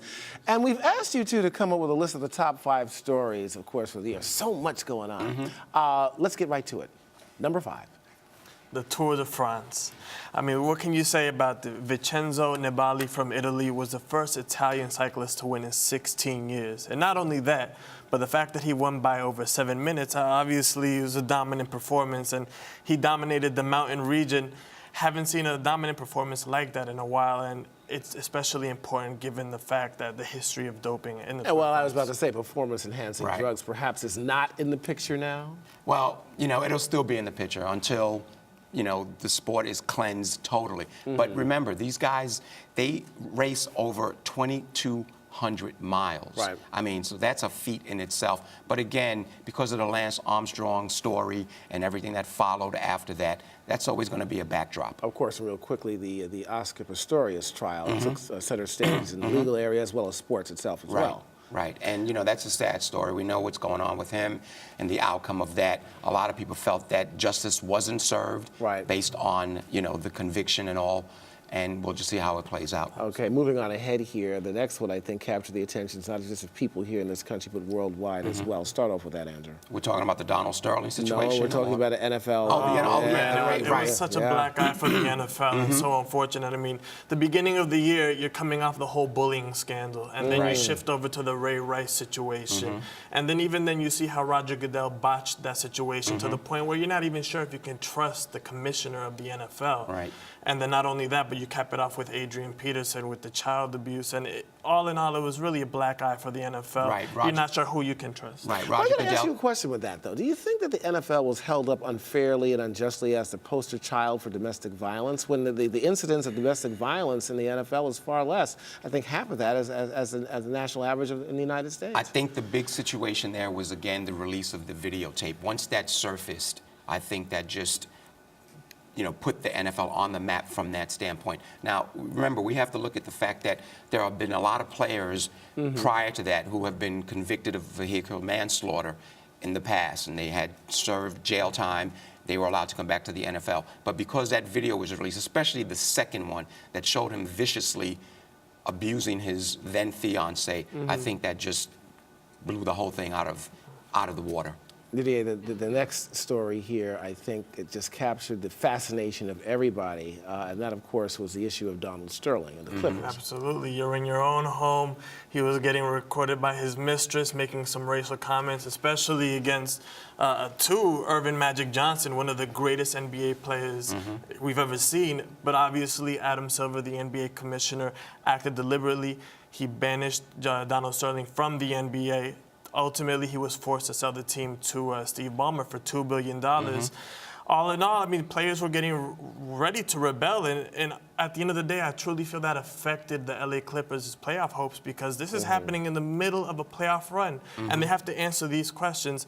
It was a mess altogether, but Adam Silver handled that situation. And that was the difference between Adam Silver and Roger Goodell. Absolutely. Adam Silver came out strict, fast, and decisive, decided that we'd have no part of this, banned him for life, forced him to sell the team, whereas with Commissioner Goodell, again, remember, they reinstated Ray Rice because the arbitrator came out and said that Ray Rice was forthcoming to the commissioner. So my thing was that the minute that Ray Rice said what he did, I would be, all right, Mr. Rice, have a good day. We're going to decide your fate, not just give a 2-game suspension. The next event, and I call it an event and a spectacle, and it involves sports, but also like a little peppering of there in politics as well, was the Winter Olympics. Exactly. Yeah, the Sochi Games, the most expensive Olympics in history. Remember, we had the backdrop of Crimea and that situation, the fact that there was terrorist threats, the weather. It was warmer in Russia at that time of the year than it was here in New York City. The snowfall, the man-made snow, they had issues with that. And so there were a lot of issues. But ultimately, from a sports perspective, there were a lot of nice storylines. I mean, you saw the U.S. with a thrilling shootout victory over Russia with T.J. Yoshi earning some props from President Obama. Ultimately, though, Russia was the one that ended with the most medals. Right, and there was a little controversy with the women's figure skating because there was a little bit of home, cooking in terms of the judging that allowed the Russian woman to win over the defending champion. I think you see that in many Olympics. But let's get a drum roll, please, okay, for the #1 story. The World Cup, of course. It comes once every 4 years. And, I mean, the biggest story really from the World Cup was the fact that Brazil unraveled. I mean, it was a storybook. It was a storybook set up for them. No, I want to put like a choke sign? Yeah. I mean, if we keep it real, yes, obviously, because they were the favorites. They have the best young player. They're playing in their home territory. They brought back their old coach who brought them to World Cup glory in 2002. But ultimately, the way they went out, Germany annihilated them 7-1. And then even when it looked like they'd at least leave with a third-place medal, they dropped it to the Dutch. Exactly. And, you know, they're playing at home. They were the host country. And given the fact that I was there, remember we did that one interview, it was fabulous. I mean, the people just embraced the whole games.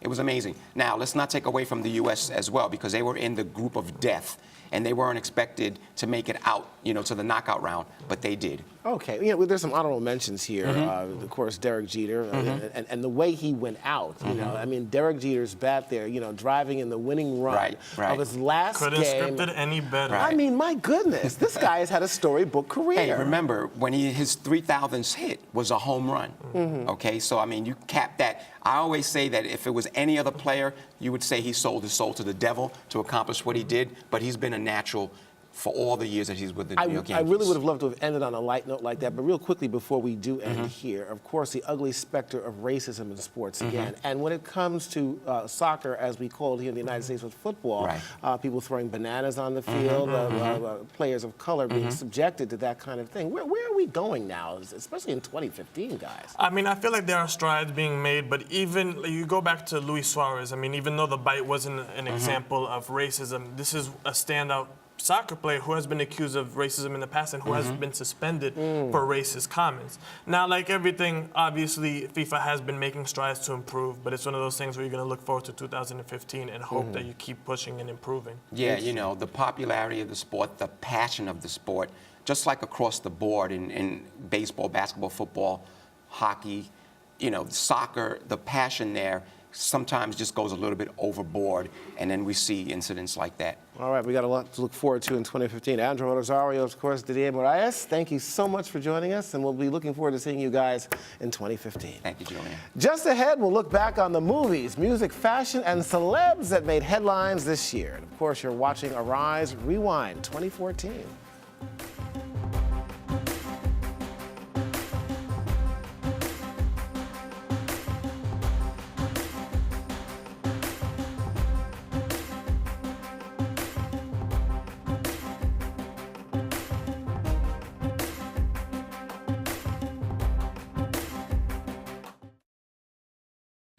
Here at Arise America, we want to bring you news from a different perspective, and not just news, but analysis as well. So let me ask you this. What is the realistic possibility of an inmate dying during one of these cell extractions? Well, there have been many cases in which inmates have died through asphyxiation, through seizures, etc. Now you have this little thumb drive, and you're using it, and now the Trojan horse sits in your computer. So you decide to go on some website, you decide to buy something. I've got now access to your bank, your credit card information, all your personal information.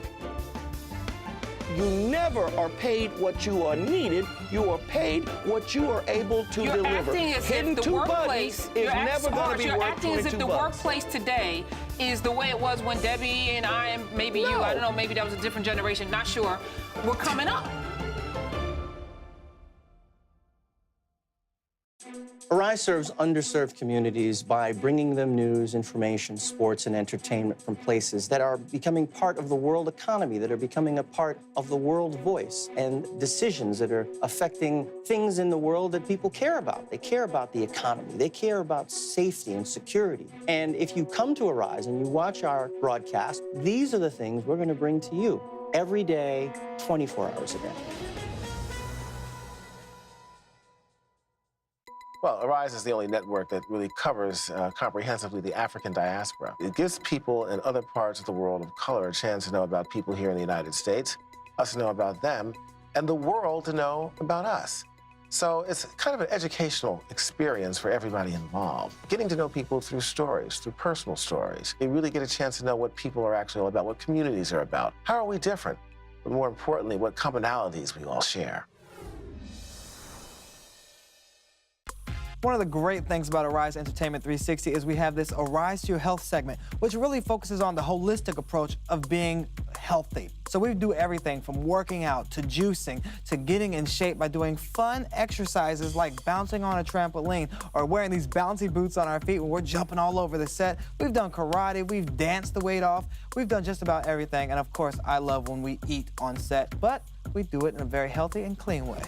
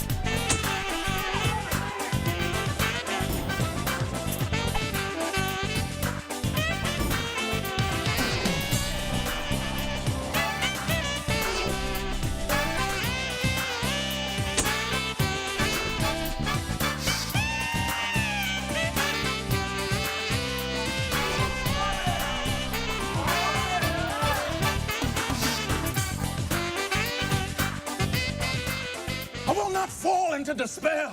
I will offer up my talents to Master Ford. I will keep myself hardy till freedom is opportune.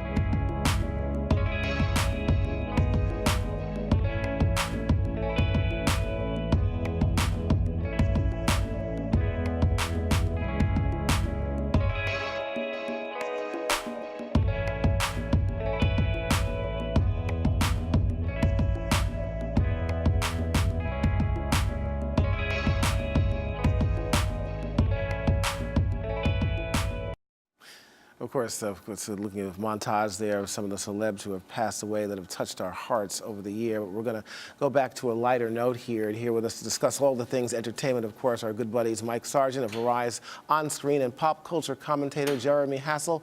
Mike, let's start with the movies here. A lot going on here with the movies for this year. I want to talk about the year in review, and of course, 12 Years a Slave was obviously such a prolific movie.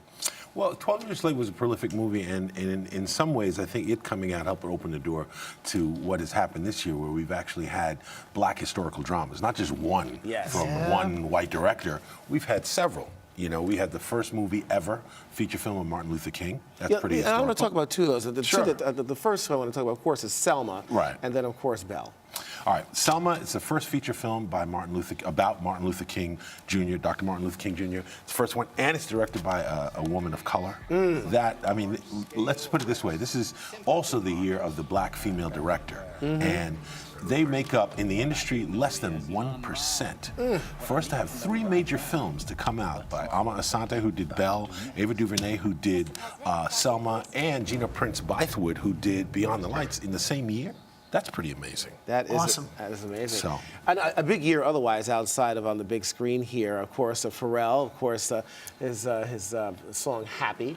Of course, I think that won a Grammy. I believe it has. Yes, Pharrell came home with 4 Grammys to start off this year. And of course, that big hat of his. Come on, man, the Smokey the Bear hat. I could see you with it on, Julian. Come on. No, that's a little bit too big, even for my big head, Jeremy. I mean, come on. He had the slouch at the movie theater. Hey, what happened? But Pharrell has an awesome year, starting off at the Grammys and also performing at the Oscars, Happy, which was nominated for an Oscar as well. It was, and in fact, I think he was not originally going to do that tune himself. He was going to give that off to another artist, and then they were not interested, and of course, it became a bonanza for him. Absolutely. CeeLo didn't actually release it, so Pharrell got to get the benefits of it and had a landslide of an amazing 2014. Shame on him. I want to focus also on Beyonce, of course. I mean, she's always up there, you know, one of the top winners, money-wise, too, of 2014. $115 million in 2014. And that's without Beats headphones. Correct. That's good. Yes, correct. You know, Beyonce obviously is always a big money maker. In fact, I was at Barclays the other night watching the Nets. I figured that she'd be in the crowd there with Jay-Z, but she wasn't. I want to go back to the big screen, Mike. You know, one person who was my idol, I lived not far from him growing up in St. Albans, Queens, and that was James Brown. Me too. But I didn't see the movie yet. Get on up. Tell us about it. Okay, I'll tell you about the movie, and it's also one of the shames about this movie is that, again, it's another black historical drama about one of our greatest entertainers ever, but it came out early in the year, so people kind of forgot that Chadwick Boseman did such an amazing job. I mean, he immersed himself in that role. Like, after a while, you're just watching James Brown do his thing. And it's interesting, some people said to me something I never really noticed.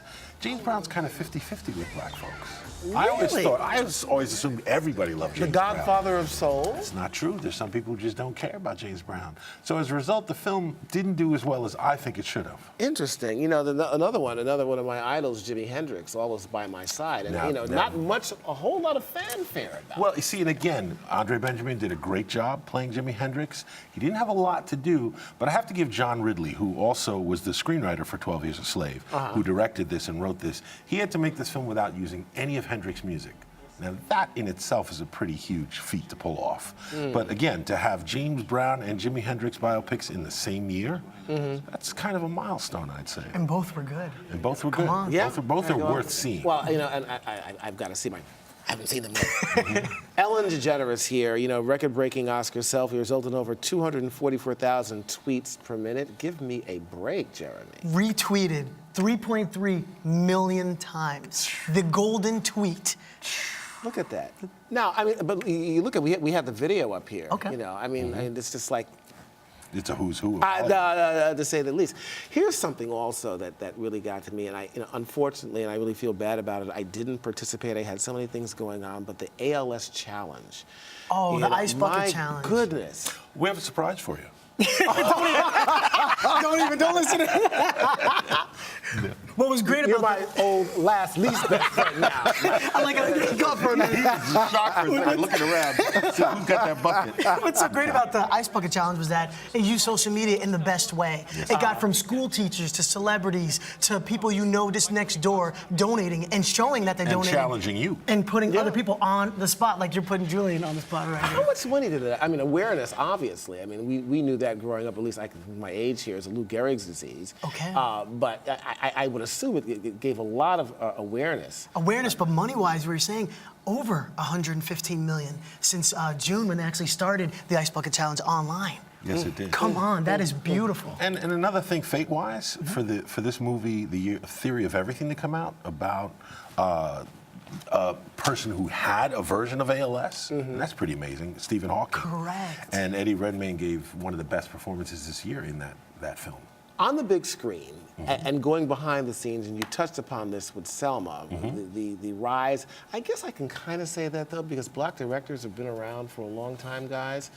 But, we've got these prolific films that have come up here, and hopefully they'll be in contention for, the Golden Globes and Oscars and stuff like that. But Aman Asante and Gina Prince Bythewood, two great directors. Writer-directors, which is even more important. Okay. You see, because when you're a hired gun, as a director, you're at the mercy of whatever material the studio can give you, or they'll green light, or they'll, that you have to agree on. But when you're a writer-director, you kind of can control your fate a lot more. And that's the great thing about Gina, because she wrote this piece, which I'm sure Beyonce could relate to, Beyond the Lights. And this is a piece that has to do with something that I think affects women, which is the over-sexualization in music and whatnot. And I think that's a significant thing. So she can take a subject, write about it, and give a perspective.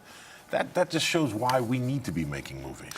We showed in the last clip opening up this segment here, of course, the deaths of people who have touched us immensely.